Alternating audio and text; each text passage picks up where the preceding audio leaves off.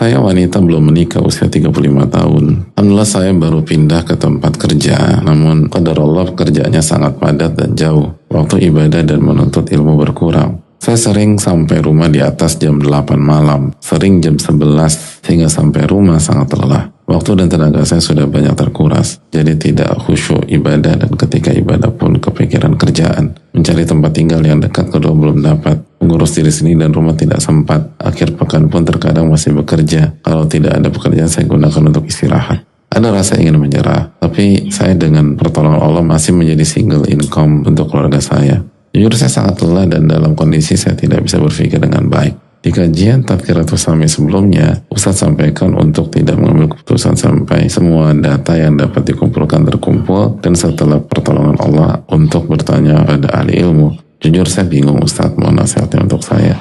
Yang pertama, jangan buat keputusan kecuali di atas ilmu dan banyak minta tolong kepada Allah. Perhatikan niat kita, karena intas tukila yastuka, jika Anda jujur kepada Allah akan wujudkan cita-cita Anda. Lalu yang berikutnya, musyawarah dengan ahlinya, wasyawiru fil amr, dan bermusyawarah dengan mereka dalam segala urusan. Manusia terbaik, terjenius, yang paling banyak ilmunya, dapat wahyu, itu masih disuruh musyawarah oleh Allah SWT. Jadi musyawarah itu penting. Dan data yang terkumpul untuk mengatakan ya atau untuk merubah arah hidup atau pola hidup atau untuk pindah pekerjaan atau berhenti adalah data yang sampai pada derajat keyakinan 100% atau data yang sampai pada dzan ghalib 70-80%. Jadi kita tuh gak harus nunggu data 100% untuk buat keputusan.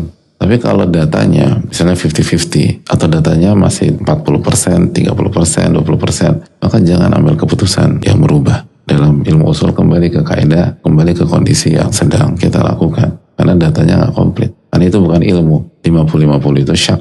Kaidah mengatakan keyakinan tidak bisa hilang hanya karena keraguan. Kalau data di bawah 50 apalagi. Itu dalam ilmu usul fikih waham, hanya asumsi. Dan dalam konteks seperti ini, sarannya sebaiknya penanya cari aktivitas lain. Karena yang pertama terlalu padat sehingga tidak bisa ngapa-ngapain lagi. Sampai waktu ibadah dan menuntut ilmu berkurang. Kalau ini maksudnya amal ibadah yang sunnah, maka insya Allah masih ditolerir jika pekerjaan kita untuk menutupi fardu ain, yaitu mencari nafkah. Tapi kalau sampai ibadah wajib dan menuntut ilmu yang wajib bermasalah, maka ini menunjukkan kita sudah melampaui batas dan harus dirubah. Karena jadi tidak khusyuk beribadah. Dan ketika ibadah jadi kepikiran kerjaan ini udah gak sehat. Justru sebaliknya, Nabi SAW ketika ada masalah dan seterusnya, ya Bilal arih Nabi sholat, kita break dulu untuk melakukan sholat. Dan itu adalah para nabi. Pola para nabi itu idza hazamal amru sholat rakaatain. Kalau sedang pelik-peliknya, maka mereka akan break sholat 2 rakaat.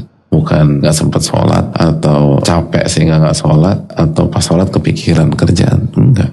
Dan sering pulang jam 11 bahkan lebih dari jam 11 malam itu gak sehat bagi wanita. Itu semua kena. Kualitas iman kena, ibadah jelas, kesehatan nggak sehat, lalu kehormatan yang lebih penting daripada kesehatan, sosial kena juga, karena urf masyarakat kita secara umum masih memandang negatif pola seperti ini. Ini variabel yang menunjukkan ini overdosis dan perlu melakukan perubahan. Bisa di tempat kerja yang sama bilang saya mau pindah dari posisi ini atau cari pekerjaan lain selama pekerjaannya halal dan diri kita terjaga. Ada rasa ingin menyerah, bukan menyerah. Kalau niat kita ikhlas dan kita minta pertolongan kepada Allah. Dan ini karena menjaga hak Allah SWT dan hak diri. Apalagi kalau kita punya skill, kita punya keahlian, maka insya Allah akan mudahkan.